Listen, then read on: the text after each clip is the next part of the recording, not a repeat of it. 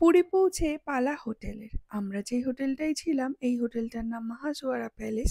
এটা একদম পুরীর মেরিন ড্রাইভের উপরেই হোটেলটা।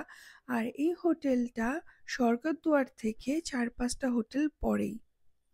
এই হোটেলটা আমরা যে রুমটায় ছিলাম এই রুমটা হচ্ছে সুপার ডিলাক্স রুম, আর এটার ভাড়া নিয়েছিল ওই ৫,৫০০-৬,০০০ টাকা মতন। এটার ফ্রন্ট ভিউটা ভীষণই সুন্দর, আর সাইডে এরকম একটা সাইড ভিউ ব্যালকনিও রয়েছে। সাইডের ব্যালকনি থেকে সমুদ্রের ভিউটা ভীষণই সুন্দর। ভিতরে ঢোকার পরে এরকম একটা ওয়ার্ড্রোব রয়েছে, আর তার সঙ্গে সঙ্গে এদের বাথরুমটা দেখতে ঠিক এরকম।